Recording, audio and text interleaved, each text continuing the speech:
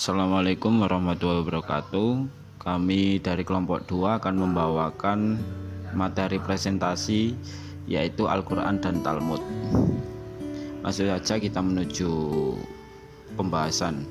Nah, Talmud sendiri dalam bahasa Ibrani itu yang berarti catatan tentang diskusi para robi yang berkaitan dengan hukum Yahudi, etika, kebiasaan, dan sejarah. Talmud mempunyai dua komponen. Yang pertama ada Mishnah. Nah, Mishnah itu merupakan kumpulan hukum lisan Yudaisme pertama yang ditulis.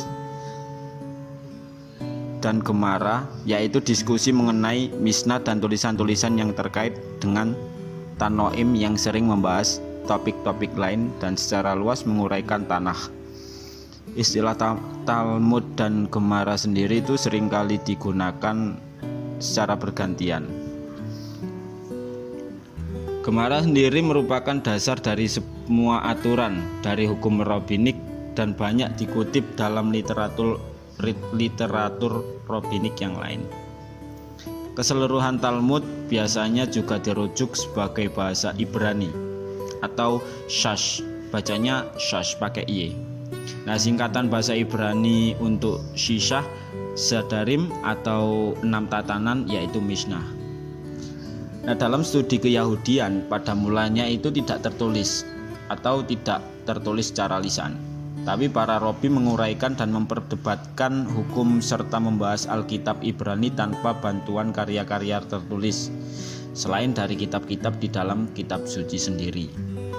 Namun, situasi ini berubah secara drastis terutama sebagai akibat penghancuran komunitas Yahudi pada tahun 70 Masehi dan pergolakan norma-norma sosial dan hukum-hukum Yahudi yang ditimbulkannya karena para robi dituntut menghadapi realitas yang baru, yang utamanya Yudaisme tanpa bait suci dan Yudea tanpa otonomi.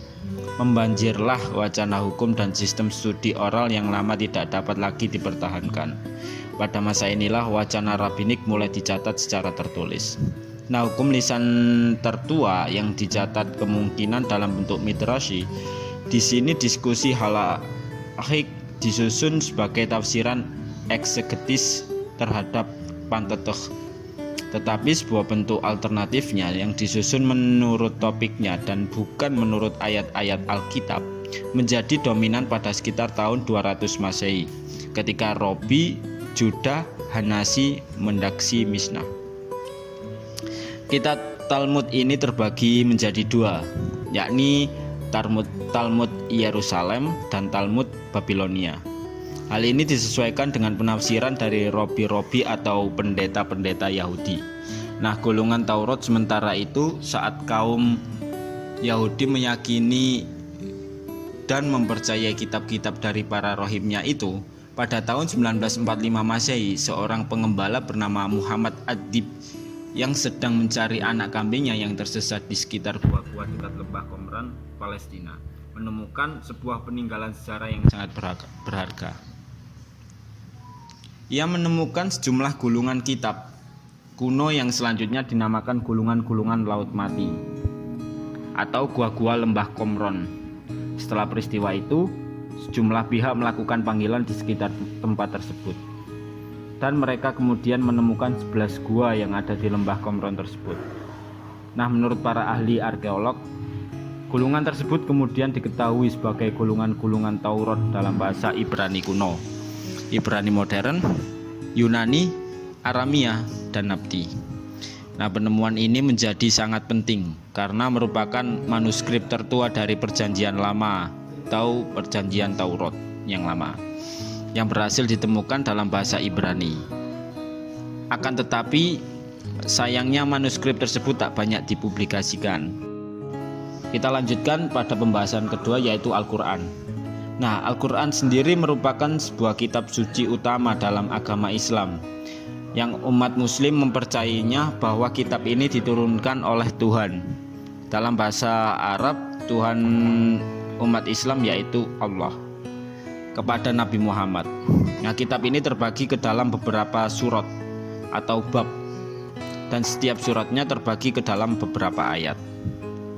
Nah, para umat muslim ini mempercayai bahwa Al-Quran itu difirmankan oleh Allah kepada Nabi Muhammad melalui malaikat Jibril berangsur-angsur selama 22 tahun dan 2 bulan dan juga 22 hari atau rata-rata selama 23 tahun. Nah, ini dimulai sejak tanggal 17 Ramadan saat Nabi Muhammad berumur 40 tahun hingga wafat pada tahun 63. Umat muslim menghormati Al-Quran sebagai sebuah mukjizat terbesar Nabi Muhammad, sebagai salah satu tanda dari kenabian, dan merupakan puncak dari seluruh pesan suci atau wahyu yang diturunkan oleh Allah sejak Nabi Adam dan diakhiri dengan Nabi Muhammad. Nah, kata Al-Quran sendiri disebutkan sebanyak 70 kali dalam Al-Quran itu sendiri. Nah, Al-Quran menjelaskan bahwa isi dari kitabnya itu merupakan sebuah petunjuk dan terkadang juga dapat berisi cerita mengenai kisah bersejarah dan menekankan pentingnya moral. Al-Quran digunakan bersama dengan hadis untuk menentukan hukum syariah. Saat melaksanakan sholat, Al-Quran dibaca hanya dalam bahasa Arab. Menurut beberapa pakar dari Barat, itu mengapresiasi Al-Quran sebagai sebuah karya sastra bahasa Arab terbaik di dunia karena bahasanya yang sangat baik. Nah, menurut sebagian ahli tafsir, terdapat banyak istilah dalam berbagai ayat Al-Quran yang dianggap merujuk sebagai nama lain Al-Quran.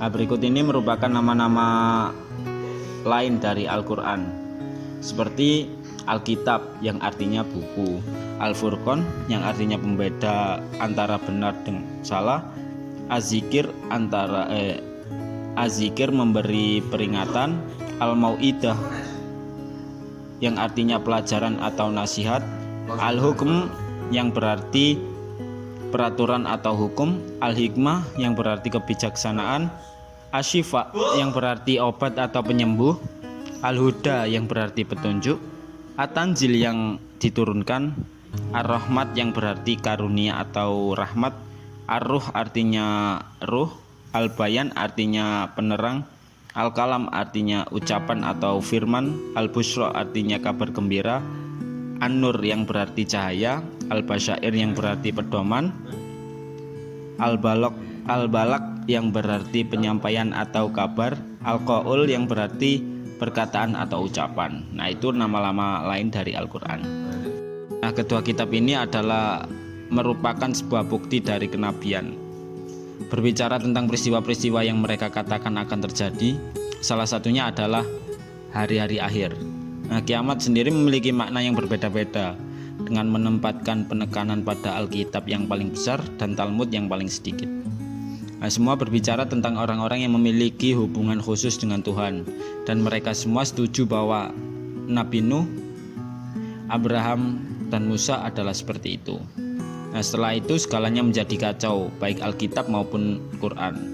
Setuju bahwa Yesus itu istimewa, tetapi Alkitab mengatakan bahwa Dia adalah Tuhan. Sementara Al-Quran berpikir Raja Daud memiliki kitab sucinya sendiri, sementara Alkitab dan Talmud hanya mengenalinya sebagai orang yang menarik. Salah satu perbedaan besar antara teks adalah sumbernya. Talmud ditulis selama banyak waktu, yang merupakan hasil kolaborasi antara banyak sarjana dan orang bijak. Ini adalah yang tertua dari ketiganya. Al-Quran telah mengeklaim disusun oleh satu penulis, meskipun itu ditulis oleh beberapa orang lain. Dari ketiganya, bacaannya paling mirip dengan kitab hukum yang sebenarnya, dengan perintah-perintah yang jelas disampaikan langsung dari Tuhan. Karena Muhammad memiliki kekuatan sekuler, dia memiliki kepentingan terbesar dalam menjaga agar tetap teratur. Jadi ini tidak mengherankan. Nah, demikian presentasi dari kelompok kami. Jika ada kurang, saya mohon maaf yang sebesar-besarnya. Silakan jika ada ketidakpahaman atau ketidakjelasan, monggo ditanyakan atau didiskusikan. Sekian dari kami, wabillahi taufik wal hidayah. Wassalamualaikum warahmatullahi wabarakatuh.